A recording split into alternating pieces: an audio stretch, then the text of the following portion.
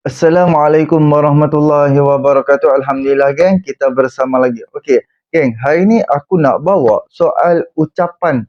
Aku akan bawa satu suara je lah. Aku tak play video. Kita sama-sama satgi kita dengar.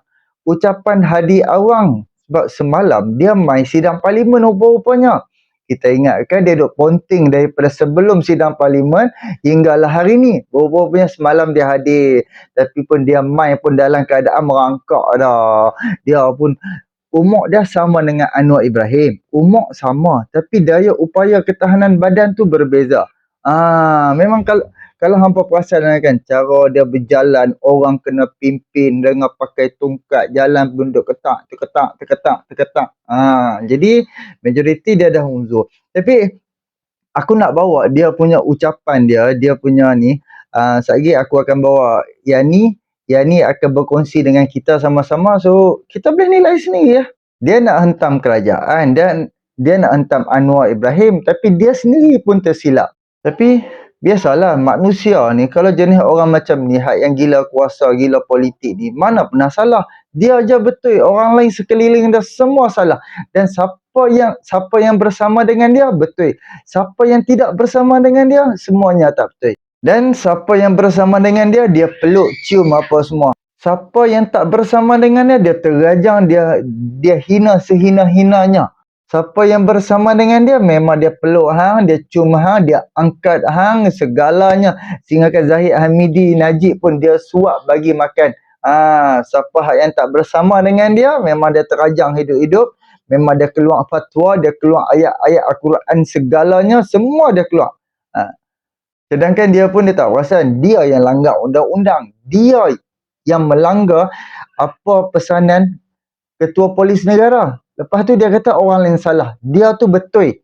Sedangkan perbuatan dia tu merugikan rakyat, menipu, mengadu domba yang mewujudkan perpecahan. Jadi itulah, jom aku nak bawa dengan hampa, kita dengar sama-sama ucapan Yani. Berkenaan dengan terbaru berkenaan dengan Palestin.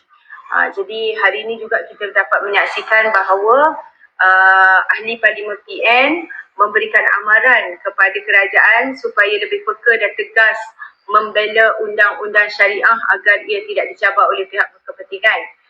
Dan dalam membahaskan undang-undang RUU berbekalan 2024 di Dewan Rakyat, Hadi Awang mewakili Parlimen Marang, dia kata kerajaan gagal mempertahankan kekebalan undang-undang syariah dan pembangkang akan mengambil alih kedudukannya. Bagaimanapun, Timbalan Pengurusi Penyakau Nasional tu tidak menghuraikan lebih lanjut bagaimana mereka akan bertindak lah. Dia kata, saya beri amaran kepada kerajaan PH kerana ini menyentuh soal umat Islam, Allah dan Raja-Raja. Saya beri peringatan kepada kerajaan supaya mengambil perhatian dalam perkara ini. Kahlah. Ahli Parlimen Marang ni, dia beri amaran keras kepada kerajaan perpaduan supaya tidak membiarkan dua perkara sensitif menjadi paksi buat orang Melayu, iaitu agama dan raja-raja ni. Jika dia kata tidak dihiraukan, pihaknya akan bertindak. Dia tak jelaskanlah apa perlakuan yang kerajaan, tetapi tindakan dahsyat akan diambil dan tunggu dan lihat kan. Dahsyat. Jadi okeylah, saya nak invite kawan. Hard to remove stains? Okeylah, saya nak invite kawan nak ada ni. Dan tanpa mengira menyebutlah perkara yang jelas berkenaan dengan provokasi dan berkenaan dengan apa yang mereka nak lakukan. Jika tak tahulah, saya rasakan Marang ini hari ni lah kita dapat lihat dia berada di parlimen, dan rasa macam salah dengar sebab kita ingat dia ponting kan, ponting sidang, tapi rupanya memang Marang lah. Dan beliau nampak sangat uzur, walaupun beliau ni sebaya dengan Paguh dan juga PMX, tapi dia nampak uzur lah. Difahamkan sekarang ni Marang mengalami penyakit kegagalan buah pinggang tahap akhir dan perlu menjalani dialisis. Kita bersimpatilah atas sakit yang dihidapi oleh Marang ni, dan biasanya untuk pesakit dialisis dia akan uzur lah. Semoga Allah menyelamatkan kita daripada penyakit buah pinggang dan lain-lain penyakit. Sebab hari tu kita ada cakap berkenaan dengan berkenaan dengan keuzuran beliau ni kan. Patutlah kita nampak dia ni selalu tak ada di parlimen. Dan inilah yang saya katakan, kenapa orang-orang PAS masih lagi memberikan tugas yang berat ini kepada Marang, sedangkan Marang tak mampu dah sebenarnya nak menggalas tugas sebagai ahli parlimen, dan dalam masa yang sama Presiden Parti. Patutnya Presiden Parti ni seorang yang proaktif lah kan. Dan difahamkan beliau ni memulakan ucapan dengan menegur Tambun, menegur PMX, seolah-olah besar sungguh kesalahan PMX tu, sehingga perlu ditegur secara terbuka dalam sidang parlimen lah. Dan Marang kata ayat pembukaan belanjawan oleh Tambun iaitu PMX, iaitu surah Al-Qasas ayat 77 tu tidak sempurna kerana ia perlu dibaca dulu dengan ayat 78. Katanya seperti pakai kasut sebelah, tak sempurna lah. Marang pun baca ayat 78, tapi sebenarnya dia baca ayat 76. Begitulah Allah nak tunjuk niat seseorang tu. Dia cuba tunjuk pandai, dan dia sebenarnya nak merendahkan PMX. Tapi Allah malah dia bukanlah baca ayat 78 tapi ayat 76. Jadi dia bacalah ayat 76 yang bermaksud sesungguhnya Karun adalah ia dari kaum Nabi Musa. Kemudian ia berlaku sombong dan zalim kepada rakyat. Datang mana rakyat? Perkataan sebenarnya adalah mereka. Jadi Korun ni adalah seorang yang kaya dan sombong. Dia adalah saudara sedarah, dikatakan sepupu Nabi Musa, tak silap saya, betulkan saya kalau salah. Dia bukan pemerintah. Maka bagaimana mereka mentafsirkan sebagai rakyat? Mungkin Marang nak kaitkan dengan hal rakyat sekarang dan kezaliman Korun tu sendiri. Dan dari ulasan kisah Korun ni, Marang berkata seolah-olah kartel adalah pihak yang menaja kerajaan hari ini lah, atau kerajaan rasa malu kerana menjadi penyumbang kepada kerajaan. Walhal kita tahu sumber duit mewah Perikatan Nasional atau Penyangga Nasional daripada siapa. Betul tak? Marang juga menuduh kerajaan hari ini hanya rakyat yang sokong dia beri, dia tolong, yang tak sokong dia tak ditolongnya. Macam mana tu? Tak faham. Sedangkan belanjawan madani meraihkan semua rakyat. Contohnya belanjawan 2023, semua rakyat ataupun pelajar mendapat bantuan awal persekolahan tanpa mengira pendapatan ibu bapa dan tanpa kira sekolah. Sesuatu yang tak pernah dilakukan atau dibuat kerajaan sebelum ni. Maknanya kau sekolah agama ke, sekolah Cina ke, sekolah India ke, sekolah pondok ke, semua dapat. Apatah lagi sekolah kerajaan, betul tak? Okey, contohnya dan Marang kata lagi bertindak kepada orang yang menentangnya. Yang menentang tu digeledah rumah, ofis dan jadi kes. Itu pun satu perkara yang saya rasa tidak benar lah. Sedangkan yang didakwa itu mereka yang melakukan kesalahan.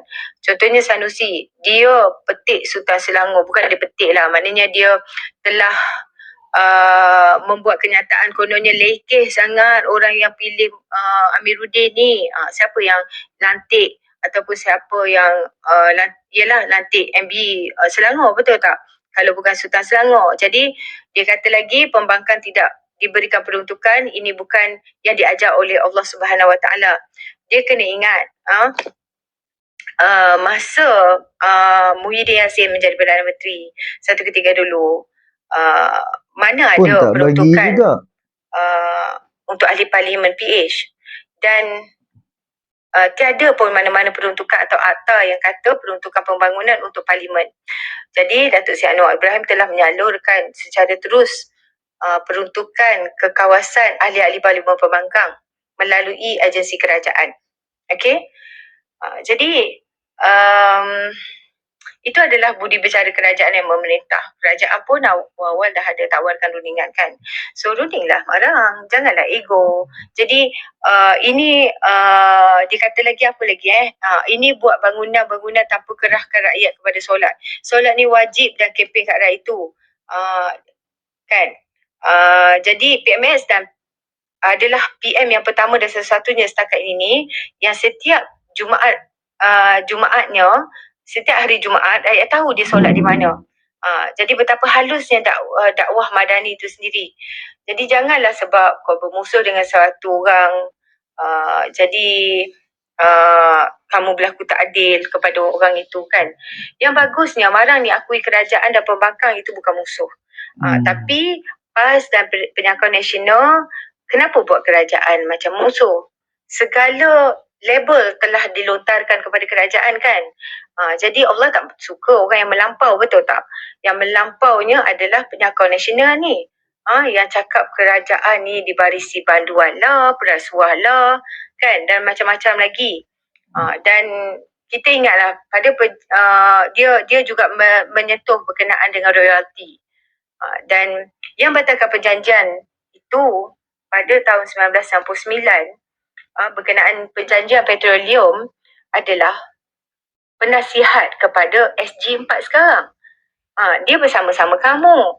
Jadi tak payah nak menduduh, tak payah nak menipu lagi. Soal mencabar undang-undang syariah. Undang-undang syariah adalah kebal. Tak boleh dicabar. Jadi saya rasa konsep yang salah yang cuba ditanamkan pada pengikut-pengikutnya, inilah yang kita dapat lihat. Okey, sebelum tu silakan. Okey geng. Hampa boleh dengar sama-sama dan hampa pun hampa boleh fikir zaman Hadi Awang jadi kerajaan, royalty tak dapat. Waktu Muhyiddin Yassin menjadi Perdana Menteri, dia tak bagi pun peruntukan kepada pembangkang. Waktu tu Pakatan Harapan dia jadi pembangkang. Muhyiddin Yassin dia tak bagi pun. Hanya Ismail Sabri saja dia menjadi Perdana Menteri. Barulah dia bagi peruntukan kepada pembangkang. Sebab apa dia boleh bagi? Sebab kita ada perjanjian, kita buat rundingan, kita bertemu sesama antara kerajaan dan juga pembangkang dan runding soal peruntukan. So, yang dibuat perjanjian, pihak kerajaan setuju, pihak pembangkang setuju, so luluslah duit. Dan satu lagi yang soal-soal mahkamah syariah, yang mahkamah syariah apa semua. Tak ada masalah lagi pun buat masa sekarang. Hampa dia buat teruk apa? Tapi inilah modal mereka untuk nak hentam kerajaan. Faham tak? Dulu mereka duk kata, RUU kena buat lah. Mereka jadi kerajaan, mereka tak buat pun.